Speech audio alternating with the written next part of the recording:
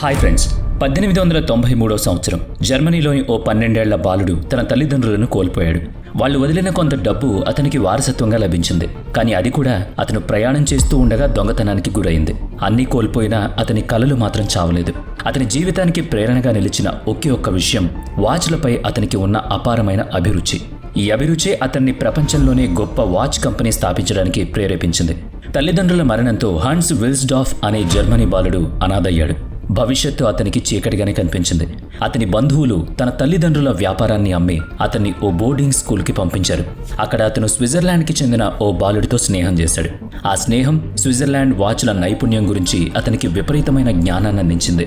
Hans watch పరిశ్రమలో తన భవిష్యత్తు ఉందని గుర్తించాడు. 1900 సంవత్సరంలో 19 ఏళ్ల వయసులో జర్మనీని విడిచిపెట్టి స్విట్జర్లాండ్కు వెళ్ళిపోయాడు. అక్కడ కూనా కార్టెన్ అనే వాచ్ కంపెనీలో ఉద్యోగం సంపాదించాడు. అతని పని ప్రతిరోజు 100 వాచీల ఖచ్చితత్వాన్ని తనిఖీ చేయడం. ఈ పని అతనికి వాచీల తయారీపై ఆసక్తిని కలిగించింది. 1903లో లండన్కి వెళ్లి అక్కడ స్థిరపడాలని నిర్ణయించుకున్నాడు. కానీ ప్రయాణంలో అతనికి అతని తల్లిదండ్రుల నుంచి వచ్చిన డబ్బు దొంగతనానికి గురైంది. ఇది అతనికి పెద్ద దెబ్బ. కానీ అతను ఎక్కడా కూడా తన ఆశని వదులుకోలేదు. లండన్లో మరో వాచ్ కంపెనీలో విక్రయాలు మార్కెటింగ్ విభాగంలో పనిచేయడం మొదలుపెట్టాడు. తరువాత 2 సంవత్సరాల్లో హన్స్ వాచ్ల తయారీ అమ్మకాల గురించి చాలా నేర్చుకున్నాడు. ముఖ్యంగా వినియోగదారుల ప్రవర్తనను అర్థం చేసుకున్నాడు. ఇది వాచ్ల పరిశ్రమకు మార్గనిర్దేశంగా మారింది. ఎక్కువగా వాచ్ కంపెనీలు తమ ఉత్పత్తులను చక్కగా అలంకరణగా చేయడంపై దృష్టి పెట్టేవి. కానీ వినియోగదారులకు సింపుల్, ఖచ్చితమైన, బలమైన, అందమైన వాచ్లు కావాలి. ఇది వాళ్ళ కోరిక. ఈ పరిస్థితిని మార్చడానికి 24 ఏళ్ల హన్స్ తన సొంత వాచీ తయారీ వ్యాపారాన్ని మొదలుపెట్టాడు. దానికోసం నిర్ణయం తీసుకున్నాడు. కానీ అతనికి వ్యాపారం ప్రారంభించడానికి అవసరమైన పెట్టుబడి లేదు. అందుకే తన మామను భాగస్వామిగా తీసుకుని పెట్టుబడి సేకరించాడు. ఈ నిర్ణయం 1905లో విల్స్డార్ఫ్ అండ్ డేవిస్ అనే కంపెనీ స్థాపనకు దారితీసింది. హన్స్ మొదటిగా పాకెట్ వాచీని తయారు చేయడం ప్రారంభించాడు. ప్రయాణికులు రైళ్లు, బస్సులు అందుకోవడానికి సమయాన్ని గమనించడం సులభం కావాలి కాబట్టి చిన్న సైజు వాచీలను తయారు చేశాడు. వీటికి తగ్గట్టుగా మంచి చర్మంతో కవర్లు తయారు చేశాడు. వీటికి మంచి లుక్ ఇచ్చాడు. ఈ వాచీలను పోర్ట్ఫోలియో పాకెట్ వాచ్ అని పిలిచేవారు. మొదటిసారి ఉత్పత్తి చేసినప్పటికీ ఇది చాలా విజయవంతమైంది. కానీ హెన్స్ పాకెట్ వాచీల్లోనే ఆగిపోలేదు. భవిష్యత్తులో చేతి వాచీలు పాకెట్ వాచీలను పూర్తిగా మారుస్తాయని ఆయన ఊహించాడు. అందుకే చేతి వాచీల తయారీపై దృష్టి పెట్టాడు. అయితే ఇక్కడ ఒక సమస్య గమనించాడు. అప్పట్లో ఎక్కువ మంది వాచీలనేవి మహిళల కోసం మాత్రమే అని భావించారు. 1906లో హ్యాండ్స్ బ్రిటన్లో పురుషులు, మహిళలు అందరూ బ్రేస్లైట్లు ఎక్కువగా ఇష్టపడుతున్నారని గమనించాడు. దీన్ని ఉపయోగించి హెన్స్ బంగారం, వెండితో తయారైన వాచీలు మార్కెట్లో విడుదల చేశాడు. వీటికి చర్మపు బెల్ట్లకు బదులుగా బంగారం, వెండి బెల్ట్లు ఉండేవి. ఇవి బ్రేస్లైట్లా కనిపించేవి చూడ్డానికి. అందుకే వాటిని బ్రేస్లైట్ వాచెస్ అని పిలిచారు. ఈ వ్యూహం అతనికి గొప్ప విజయాన్ని తెచ్చిపెట్టింది. మార్కెట్లో ఉన్న అన్ని వాచీలు వారి తయారీదారుల పేర్లను బ్రాండ్ పేర్లుగా కలిగి ఉంటాయని గుర్తించాడు. అందుకే హెన్స్ తన వాచీలకు ప్రత్యేకమైన పేరు కావాలని కోరుకున్నాడు. అంతేకాకుండా అది వాచ్ డయల్పై సులభంగా సరిపోవాలి. అలాగే ఏ భాషలోనైనా సులభంగా పలకగలగాలి. అందుకే వివిధ అక్షరాలను కలిపి 100 కంటే ఎక్కువ పేర్లను రూపొందించాడు. చివరికి రోలెక్స్ అనే పేరును ఎంచుకున్నాడు. హ్యాన్స్ ఈ పేరును 1908లో ట్రేడ్ మార్క్గా నమోదు చేశాడు. రోలెక్స్ వాచీలు బాగా అమ్ముడయ్యేవి. వాటిని చాలా సరిదిద్దినప్పటికీ యాక్యురసీ సమస్యగా ఉండేది. చేతి వాచీల ఇంటర్నల్ పార్ట్స్ చాలా చిన్నవిగా ఉండడం వల్ల ఎవరూ కూడా సరిగ్గా పనిచేసే ఖచ్చితమైన యంత్రాన్ని రూపొందించలేకపోయారు. 1910 వరకు హన్స్ తన వాచీల కోసం స్విట్జర్లాండ్ నుంచి యంత్రాలను దిగుమతి చేసుకునేవాడు. లోపలుండే పార్ట్స్ అన్నమాట. కానీ తరువాత తానే తన కంపెనీలో స్వయంగా లోపలుండే మెషినరీని తయారు చేయాలని నిర్ణయించుకున్నాడు. అప్పుడు అతను హీరోలజీ, వాచ్ల నిర్మాణ శాస్త్రం నేర్చుకోవడం మొదలుపెట్టాడు. ప్రపంచవ్యాప్తంగా ప్రఖ్యాత వాచ్ల తయారీ నిపుణులను కలుసుకుని వాచ్ల యంత్రాల విషయాల్లో నిపుణుడిగా మారాడు.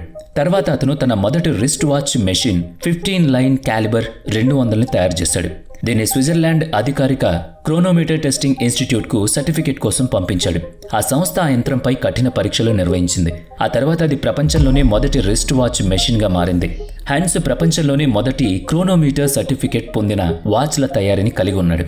ఈ ఆవిష్కరణ రోలెక్స్ పేరును మార్మోగించింది ప్రపంచం అంతా. ఆయన వాచీలు యూరోపియన్ దేశాలకు ఎగుమతి కావడం మొదలయ్యాయి. 1914 నాటికి హ్యాన్స్ తన వ్యాపారాన్ని విస్తరించి 60 మంది బృందంతో పనిచేశాడు. అయితే మొదటి ప్రపంచ యుద్ధం వల్ల ఆయన వ్యాపారానికి అడ్డంకులు ఏర్పడ్డాయి. బ్రిటిష్ ప్రభుత్వం వాచ్లపై 33% పన్ను విధించింది. అయినా హ్యాన్స్ తన పరిశ్రమలో తన వ్యాపారాన్ని ముందుకు తీసుకువెళ్లాడు. రోలెక్స్ సంస్థకు విదేశీ పోటీదారుల కంటే 33% ఓవర్ నైట్ ధర పెరిగింది. ఇది అమ్మకాలను తగ్గించేసింది. ఒక రకంగా కూల్చేసిందనే చెప్పాలి. ఈ సంక్షోభం నుంచి బయటపడడానికి హెన్స్ తన కంపెనీని స్విట్జర్లాండ్కి మార్చాల్సి వచ్చింది. అప్పటి వరకు రోలెక్స్ అనేది కేవలం హన్స్ వాచీలకు బ్రాండ్ పేరు మాత్రమే. స్విట్జర్లాండ్ చేరిన తర్వాత అతను కంపెనీ పేరు రోలెక్స్ వాచ్ కో .ltdగా మార్చి చాలా వ్యాపార కార్యకలాపాలను మొదలుపెట్టాడు. యుద్ధం కారణంగా లగ్జరియస్ వాచీల మార్కెట్ కూలిపోయింది. అయితే హెన్స్ ఒక ఆసక్తికరమైన ధోరణి గమనించాడు. యుద్ధంలో పాల్గొన్న సైనికులకు చేతి వాచీలకు అనూహ్యమైన డిమాండ్ వచ్చింది. వాచీలు సైనికులకు చాలా అవసరం. ఎందుకంటే అవి టైంను ఖచ్చితంగా గమనించడానికి, ఫైరింగ్ మ్యాచింగ్ చేయడానికి, అలాగే సమయానికి టార్గెట్ చేరుకోవడానికి ఉపయోగపడతాయి. మొదట్లో సైనికులు సమయాన్ని చూడడానికి తుపాకీను కింద పెట్టి జాకెట్ తీసి పాకెట్ వాచ్ని చూడాల్సి వచ్చేది. అది కష్టంగా ఉండడంతో ఆర్మీ వాళ్ళు పాకెట్ వాచీలను రిస్ట్ వాచ్లుగా మార్చుకున్నారు. రోలెక్స్ ఆ అవసరాన్ని గమనించింది. ట్రెంచ్ వాచ్ అనే నూతన మోడల్ను తీసుకొచ్చింది. ఈ వాచ్ను గట్టిపాటి గ్లాస్తో తయారు చేశారు. చీకట్లో కూడా సమయం చూడడానికి రేడియంని ఉపయోగించారు. ఈ ట్రెంచ్ వాచ్లు సైనికులకు యుద్ధంలో ఉపయోగపడమే కాకుండా రోలెక్స్ వ్యాపారానికి మంచి ఆదాయం తెచ్చిపెట్టాయి. మొదటి ప్రపంచ యుద్ధంలో వీటిని ధరించిన సైనికులు హీరోలుగా మారడంతో ప్రజలు కూడా పాకెట్ వాచ్లను వదిలేసి రిస్ట్ వాచ్లను పట్టుకున్నారు. ఈ విధంగా రిస్ట్ వాచ్లు పూర్తిగా పాకెట్ వాచ్లను కనుమరుగు చేశాయి. అయితే రిస్ట్ వాచ్ల్లో ఒక సమస్య ఉండేది. గతంలో డస్ట్, నీళ్లు చేరి టైం యాక్యురసీ తగ్గిపోయేది. దీన్ని పరిష్కరించేందుకు హెన్స్ ఒక టైట్ వాచ్ కేస్ డిజైన్ చేయాలని నిర్ణయించుకున్నాడు. ఇది వాచ్ను వేడి, డస్ట్, నీటి నుంచి రక్షించగలిగే విధంగా గొప్పగా ఉండాలని లక్ష్యంగా పెట్టుకున్నాడు. ఆ కాలంలో వాచ్లు స్నాప్ ఆన్ మెకానిజం ఉపయోగించి తయారు చేయబడ్డాయి. దీనివల్ల వాచ్ లోపలి భాగాలను ఒకదానిపై ఒకటి అమర్చుతారు, అచ్చం టిఫిన్ బాక్స్ లాగా. కానీ ఈ స్నాప్ ఆన్ మెకానిజం వల్ల కొన్ని గ్యాప్లు మిగిలిపోయేవి. దాంతో లోపలికి దుమ్ము, అలాగే నీళ్లు చేరిపోయేవి. ఇది గమనించిన రోలెక్స్ ఒక కొత్త వాచ్ని డిజైన్ చేసింది.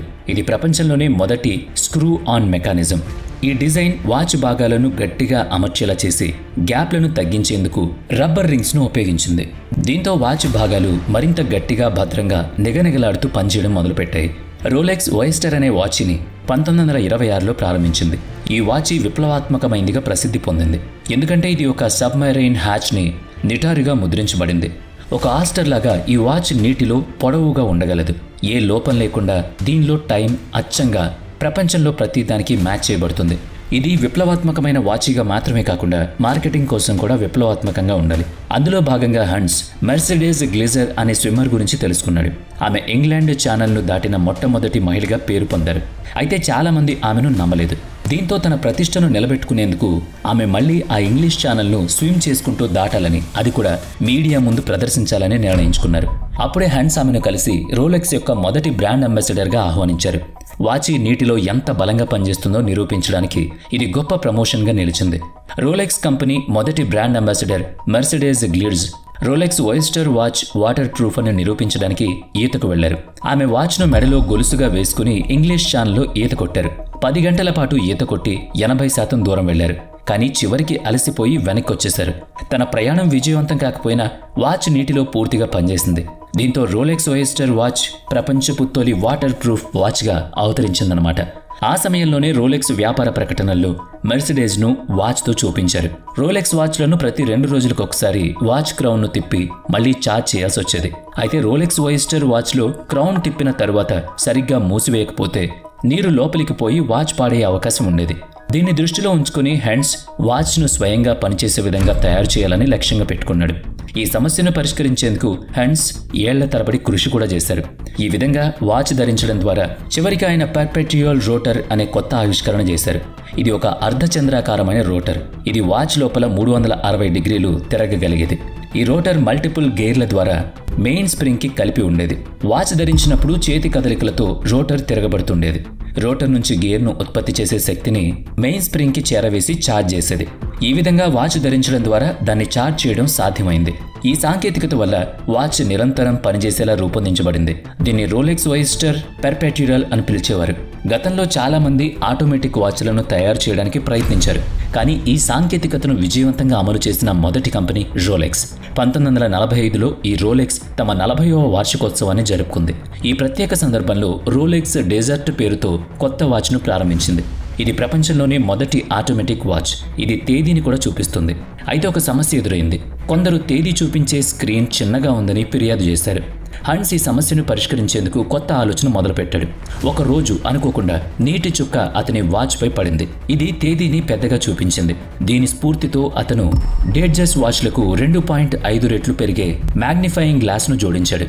ఇది ఒక సరికొత్త ఆవిష్కరణగా మారి చూపించింది. రోలెక్స్ వాచ్లు మరింత ప్రాచుర్యం పొందాయి. 1960లో రోలెక్స్ ప్రత్యేకమైన వాచ్ను విడుదల చేసింది. 1953లో మౌంటైనీర్స్ ఎక్స్ప్లోరర్స్ కోసం రోలెక్స్ ఎక్స్ప్లోరర్ని తీసుకొచ్చింది. ఇది బలంగా ఉండి సులభంగా రూపొందించబడింది. 1955లో పైలట్ల కోసం GMT మాస్టర్ను విడుదల చేసింది. ఇది తిప్పి చూడగల బేజెల్తో సమయాన్ని గమనించడానికి ఉపయోగపడుతుంది. ఇలా రోలెక్స్ తన పరంపరను కొనసాగిస్తూ వచ్చింది. 1960లో 79 సంవత్సరాల వయసులో హెన్స్ ఈ లోకాన్ని విడిచి వెళ్ళిపోయాడు. కానీ ఆయన నిర్మించిన రోలెక్స్ సామ్రాజ్యం, అలాగే చేతి గడియారాల బ్రాండ్ మాత్రం అలా చిరస్థాయిగా నిలిచిపోయి ఉంది. వీడియో నచ్చితే లైక్ చేయండి, షేర్ చేయండి. ఇప్పటి వరకు మన ఛానల్ని సబ్స్క్రైబ్ చేయనట్లయితే ఇప్పుడే సబ్స్క్రైబ్ చేసుకుని పక్కనే ఉన్న బెల్ ఐకాన్పై క్లిక్ చేయండి. నెక్స్ట్ వీడియోలో మళ్ళీ కలుద్దాం. Thanks for watching.